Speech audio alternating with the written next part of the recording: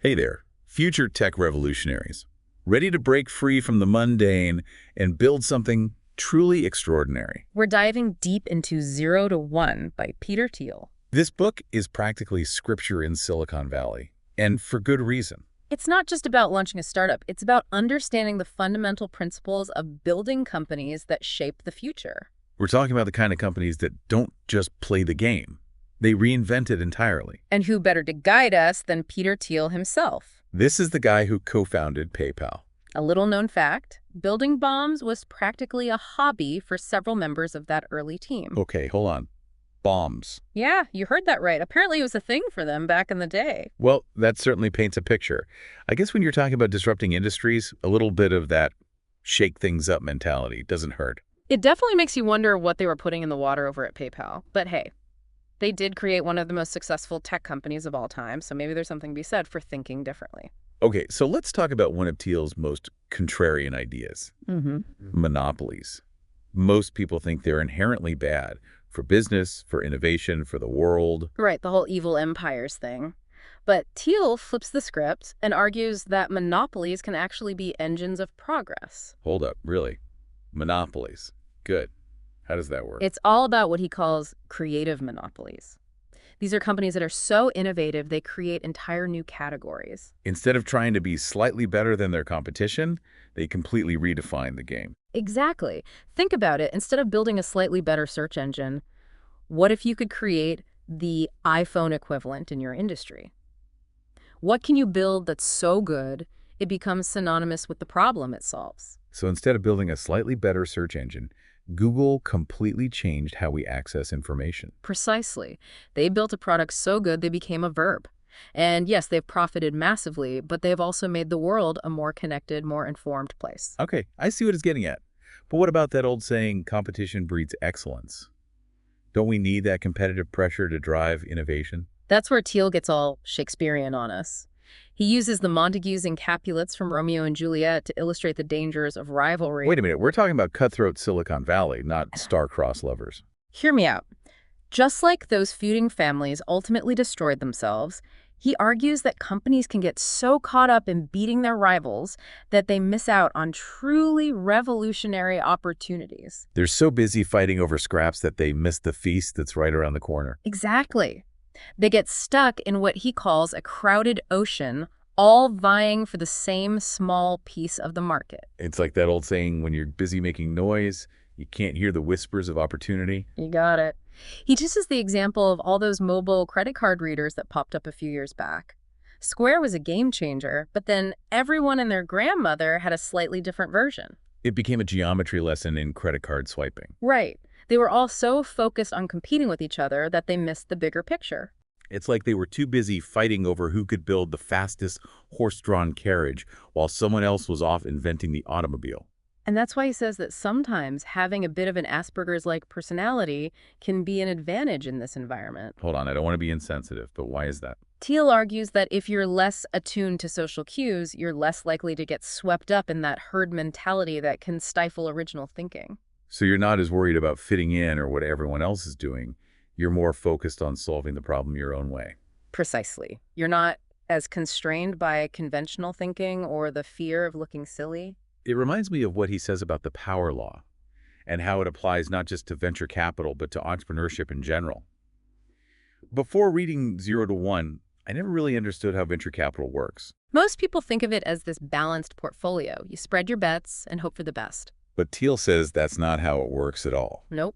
He argues that venture capital, and really entrepreneurship itself, is governed by the power law. Meaning one massive win can outweigh all the losses. Exactly. It's not linear. It's exponential. To illustrate this, Thiel points to his own experience at Founders Fund.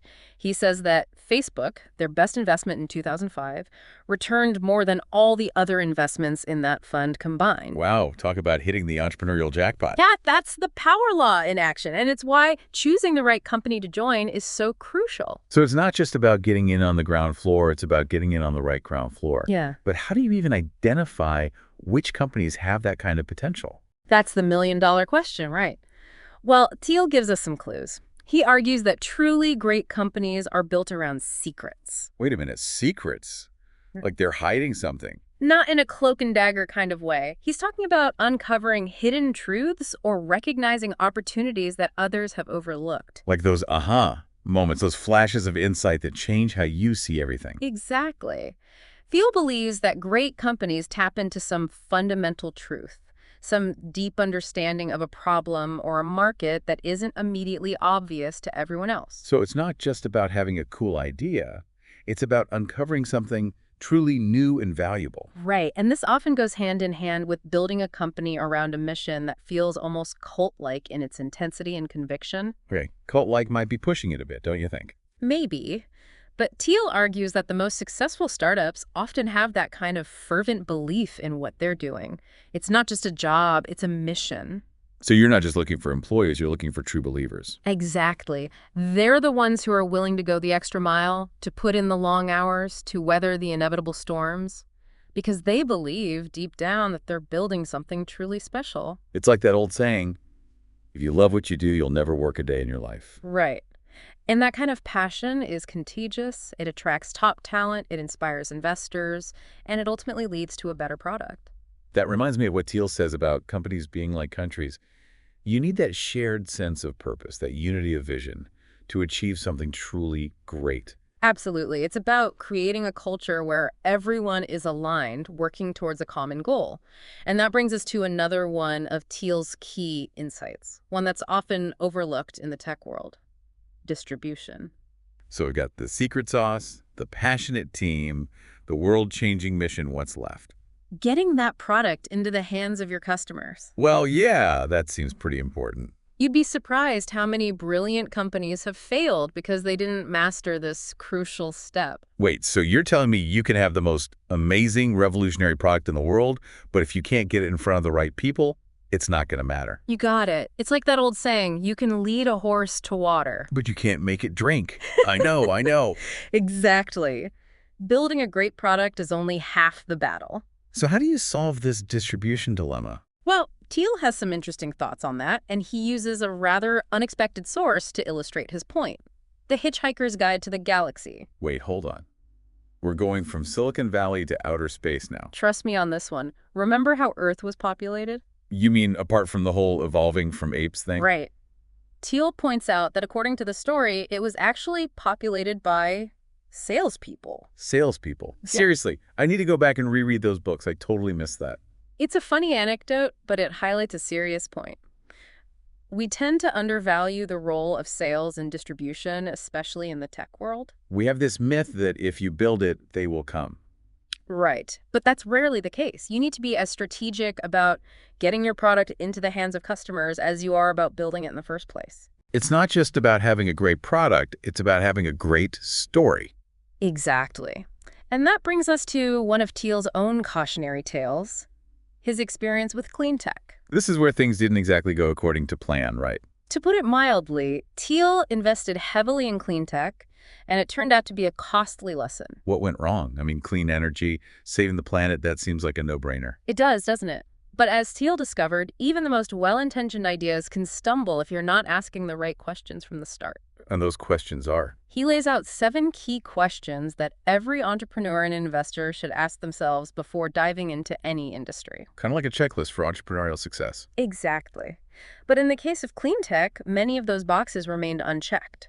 Like what, for example? Well, one of the biggest issues was timing. Even if you have a world-changing idea, timing is everything. You got it. And unfortunately, for many clean tech companies, the timing was off. They were ahead of their time, maybe. In some ways, yes. They were relying on technologies that weren't quite ready for prime time or betting on government policies that weren't guaranteed to last. It's like trying to sell ice to Eskimos. You got it. And to make matters worse, many clean tech companies were led by CEOs who were masters of persuasion but lacked the deep technical expertise needed to solve the complex engineering challenges inherent in clean energy. So they were great at selling the dream, maybe not so great at actually building the spaceship. That's a good way to put it. And this ties back to something Thiel observed about appearances, something that might seem a little superficial at first glance. Oh no, don't tell me he's one of those dress for success gurus. Not quite. He actually said that his firm had a rule about being wary of investing in tech CEOs who showed up to pitch meetings in suits. Really? Come on, that seems a bit harsh, don't you think? It does sound that way, but it actually reveals a deeper truth about the founder's mindset. The truly innovative CEOs, the ones who are really changing the game, were usually more focused on building the future than on conforming to traditional business norms. They were too busy coding to worry about their wardrobes. Exactly. They were the ones who were getting their hands dirty, tinkering under the hood, pushing the boundaries of what was possible. So it's not about looking the part, it's about living and breathing the tech. You got it. You need that deep, intuitive understanding of the technology if you're going to build a company that can truly innovate. It's like the difference between being a chef and a food critic. One can tell you it tastes good, the other one can actually create something delicious. Precisely. And that brings us to another crucial aspect of Thiel's clean tech analysis, the distribution question. Again, with the distribution, I'm starting to see a theme here. It's that important. And in the case of clean tech, many companies stumbled because they were so focused on pitching their ideas to investors and government agencies that they forgot about the most important audience of all. Their actual customers. You got it. They underestimated the challenges of actually getting their products into the hands of everyday consumers. They were so busy trying to win over the gatekeepers that they forgot about the people they were building the product for in the first place. Exactly. They were often building complex, expensive systems, and they struggled to find a viable path to widespread adoption. All that investment, all that effort, and it didn't translate into market success. It's like they forgot that innovation isn't just about having a great idea, it's about solving a real-world problem for real people. You got it. And that's why, despite all the challenges, Thiel still believes in the power of technology to solve big problems. It's just a matter of asking the right questions, building the right team, and finding the right path to market. So even though his clean tech investments didn't pan out as he'd hoped, he still sees the potential for technology to change the world for the better. Absolutely. He just learned some hard lessons along the way, lessons that he's now sharing with the rest of us. So he's saying that sometimes the people who are best at selling the dream aren't always the best at building the product. There's a difference between being a visionary and being a builder. Precisely. And that's a critical distinction. Thiel argues that the best founders often have a deep understanding of the technology they're working with. They're not afraid to get their hands dirty, to experiment, to iterate. And not just delegating tasks, they're rolling up their sleeves and figuring things out alongside their team. Exactly.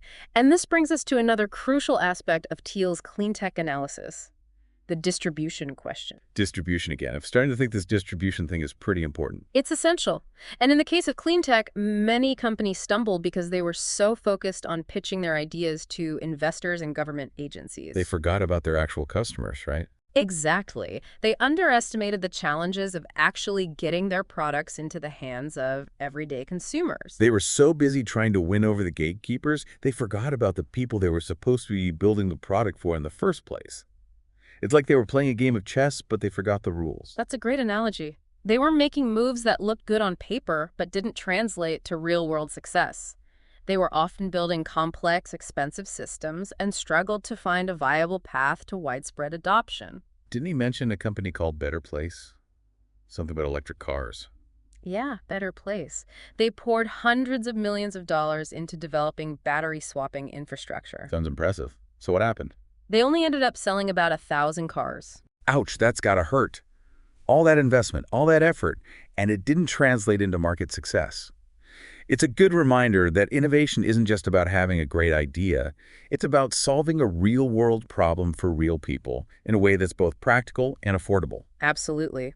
And that's why, despite all the challenges, Thiel still believes in the power of technology to solve big problems. He's not anti-clean energy by any means. Not at all. He just learned some hard lessons along the way about what it takes to build a successful company in a challenging industry. So he sees it as a course correction rather than a complete failure. Exactly. It's about understanding the complexities of the market, building the right team, and of course, mastering that all-important distribution strategy.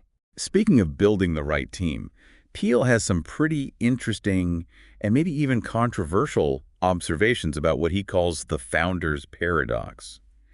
He seems to think that the best founders, the ones who create these legendary companies, they're often a bit, well, let's just say they're not always what you'd expect. They're not your typical buttoned-up, MBA-wielding corporate types, that's for sure. Remember, this is the guy who wrote an entire book called 0 to 1. I think it's safe to say he appreciates a little unconventionality. That's an understatement. Didn't he say something about some of the PayPal founders building bombs in their spare time? He did. Apparently it was a bit of a hobby for several members of that early team. Not that we're condoning that kind of behavior, of Of course. course not. But it does speak to a certain daring, a willingness to experiment, to push the boundaries of what's possible. Exactly. And I think that's part of what Thiel is getting at. He sees a connection between that kind of unconventional thinking, that willingness to experiment and take risks, and the ability to create something truly new in the world. So you're not just looking for someone who can color inside the lines. You're looking for someone who's not afraid to redraw the lines entirely. Precisely. And Thiel goes so far as to say that these extraordinary founders often have traits that fall on what he calls an inverse normal distribution. An inverse normal distribution. That sounds complicated. What does that even mean? Basically, it means that they're extreme in seemingly opposite directions at the same time. So they're walking contradictions. In a way, yes. He uses the example of Richard Branson, who's both a brilliant, wildly successful entrepreneur, but also, a bit of a showman. He's the guy who dresses up like an airline pilot for publicity stunts, right? Yeah, but he's also built a multi-billion-dollar empire. He's not afraid to be different, to stand out, to challenge the status quo, and that's part of what makes him so successful. So it's not just about being a visionary or a builder or even a risk taker. It's about being all of those things at the same time. Exactly. It's about embracing those seeming contradictions and using them to your advantage. It reminds me of what Steve Jobs said once. The people who are crazy enough to think they can change the world are the ones who do. Jobs was a perfect example of what Thiel is talking about. He was deeply immersed in the world of technology, but he also had this outsider's perspective that allowed him to constantly push the boundaries of what was considered possible. He wasn't afraid to be different, to challenge the status quo, even if it ruffled some feathers along the way. And he certainly wasn't afraid to fail. Remember all those early Apple products that were, shall we say, less than successful? Exactly. But he learned from those failures. He iterated, he adapted, and he eventually created some of the most iconic and influential products in history. And that brings us to one of Thiel's most thought-provoking concepts, the idea of the singularity. It's this hypothetical point in time when technological progress accelerates so rapidly that it becomes almost impossible to predict what will happen next. It's like we hit this technological tipping point and all bets are off. So where does that leave us? What happens after the singularity? That's the million-dollar question, isn't it? Thiel explores several possibilities. He talks about the potential for a technological utopia where disease and poverty are eradicated. Sounds pretty good to me. But I'm guessing it's not all sunshine and roses. Unfortunately not. He also warns of the potential for dystopian outcomes, like runaway artificial intelligence or catastrophic climate change. So it's basically a toss-up. Heads we win, tails we lose. Not exactly. Thiel doesn't claim to have all the answers, but he does believe that we have a responsibility to shape the future. We can't just sit back and wait to see what happens. We have to be active participants in creating the future we want to see. Exactly. And that means embracing innovation, taking risks, and challenging the status quo. It means asking tough questions, seeking out diverse perspectives, and never being afraid to fail. Sounds like a pretty tall order. It is. But as Thiel reminds us, the future isn't something that just happens to us. It's something we create. So it's not about predicting the future, it's about inventing it. It's about embracing that 0 to 1 mindset and creating the future we want to live in. Precisely. It's about recognizing that the future isn't some predetermined destination. It's being shaped right now by the choices we make, the actions we take, and the ideas we dare to bring to life. That's a powerful thought. But it can also be a bit overwhelming, right? Where do you even begin? How do you take this massive concept of the singularity and translate it into something actionable, something you can actually do in your own life? That's a great question. And I think Thiel would say that it starts with asking yourself a very simple but incredibly powerful question. What do I believe is true that very few other people agree with? That's an interesting question. It's not about finding the right answer. It's about challenging your own assumptions. It's about uncovering those unique insights that you hold that might just hold the key to unlocking something truly innovative, something groundbreaking, something 0 to 1. Exactly. It's about tapping into that inner voice that whispers, there's a better way to do this. It's about trusting your gut, even when everyone else is telling you you're wrong. So much of innovation is about going against the grain, about challenging the status quo. But it's not just about being a contrarian for the sake of being a contrarian, is it? Not at all. It's about having the courage to think for yourself, to question the assumptions that everyone else takes for granted. It's about seeing the world through a different lens and having the conviction to pursue those unconventional ideas that could lead to a breakthrough. It's about finding that sweet spot where your unique skills and passions intersect with a real-world problem that you're uniquely positioned to solve. Exactly. And that's how you find your own personal 0 to 1 moment. It's not about waiting for the singularity to happen. It's about creating your own singularity, your own point of exponential growth transformation. And that could be anything, really. It could be starting a new business, launching a new product, writing a book, creating a piece of art, or even just changing the way you approach your work or your relationships. It's about finding those opportunities to make a difference, to leave your mark on the world, no matter how big or small. Precisely. And that's what I find so inspiring about 0 to 1. It's more than just a business book. It's a call to action. It's a reminder that we all have the potential to create something new, something valuable, something that can change the world for the better. It's a reminder that the future isn't something that's preordained. It's something we create through our actions, our choices, and our unwavering belief in the power of human ingenuity. Beautifully said. Well, that's all the time we have for today's deep dive into 0 to 1.